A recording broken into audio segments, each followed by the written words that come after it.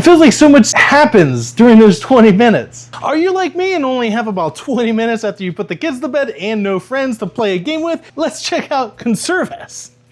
In Conservas, players take the roles of owners of a tinning company in Spain. The game is a solo bag builder with a slight push your luck element. Players will be going fishing, collecting animal tokens, and they will be placing them on their boats. They'll be buying more boats to catch more marine animal tokens, and then selling those tokens at the market and possibly using those tokens to purchase upgrade tiles, which will help them out with future fishing endeavors.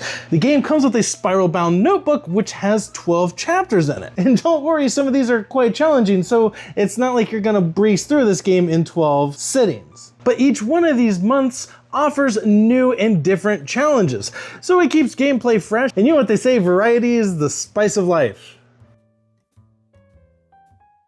Whew. Let's take a look at the January challenge. In the January challenge, the player's goal is to end a round with $40, yet still have 4 sardine tokens and 4 scallop tokens in their bag. Because a player can also lose if at the end of a 7th round, they haven't met the winning criteria or they've overfished the ocean. So not only do you need to catch fish and then sell those fish, but you gotta make sure that you don't overfish and exhaust your bag, because that will also result in a loss. So during a round, a player will draw 5 tokens from the bag.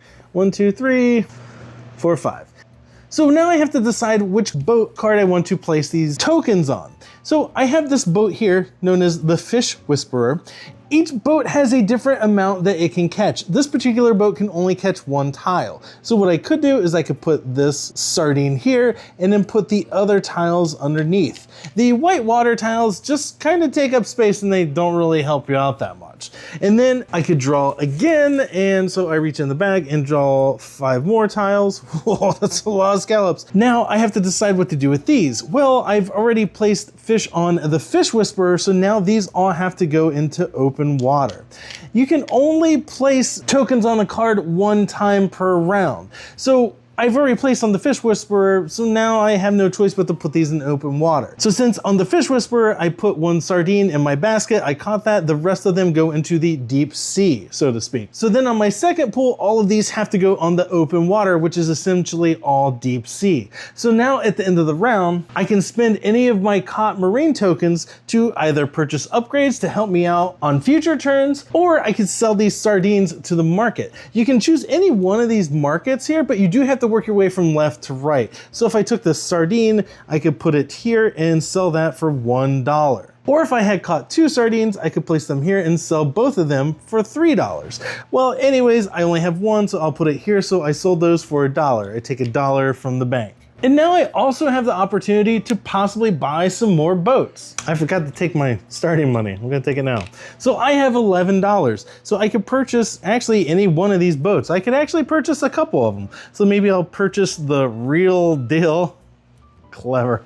So that's $5. Let's take the fish scaler. So I slide that down, I pay my $4 for that guy. Now you don't have to pay any upkeep costs for boats that you just purchased. However, you do have to pay upkeep costs on boats that you previously had. So this Fish Whisperer that I had, I do have to pay a coin in upkeep to keep that boat. Here's a great time to go over the anatomy of a boat. The number in the lower left-hand corner is the cost, and beside that is any upkeep cost. And in the middle there is the name of the boat, and to the right is how many animal tokens it can catch. So that's the quantity that you can put on top of the boat, and everything else will go underneath the boat into the deep sea. Now, if I had any leftover caught animal tokens, they would just go back to the supply. So you definitely don't want to do that because that's a huge waste.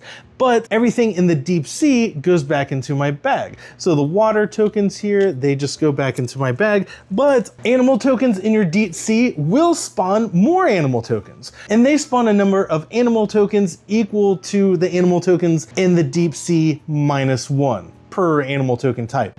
So for instance, if I had 1, 2, 3, 4 sardines in my deep sea, then I would subtract 1 from that and I would add 3 sardines to my bag. So as you can see, you might not want to catch every single fish because when you place them in the market, they're pretty much gone and they do you no good anymore. Well, you got money for them, but you can no longer catch those animal tokens. So early rounds, it almost feels like you're kind of building your bag or building your engine, but you need to figure out at what time do you need to turn or rotate your engine from building your bag to actually catching and selling fish. But some of your boats have upkeep costs, so you do need to keep some kind of revenue coming in, and you will need to buy more boats, because that first round I only had 2 cards, so I could only pull 2 times, at most 10 tokens, and I was only getting to keep 1 of them. But now we're at the end of the round, so I advance the round marker, I refill any upgrades if I had purchased any, and then I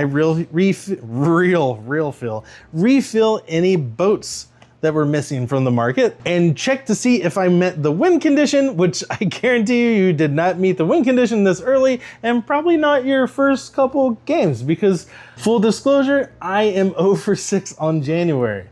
It's kind of embarrassing. However, I feel like the missions don't just gradually get harder though, because the first time I played February, I actually won. Or maybe I'm just becoming quite the fisherman.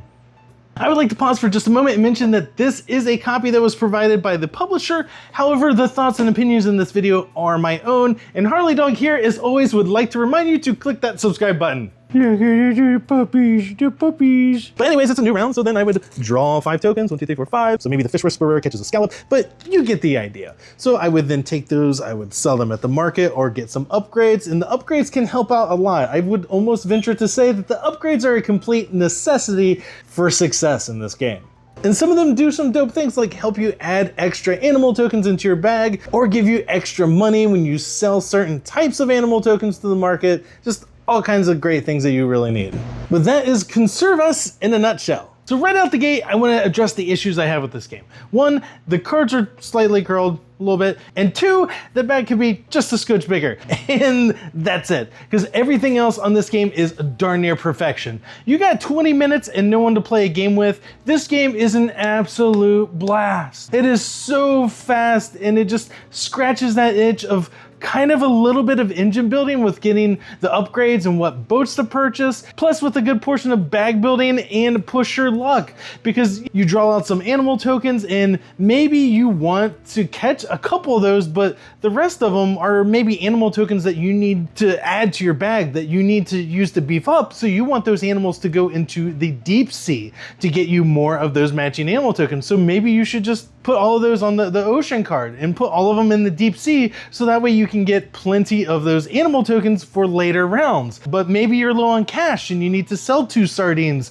for $3 at the market in order to pay for upkeep on your boats. It's such a satisfying game for just 20 minutes. It feels like so much happens during those 20 minutes, and so many important decisions are made.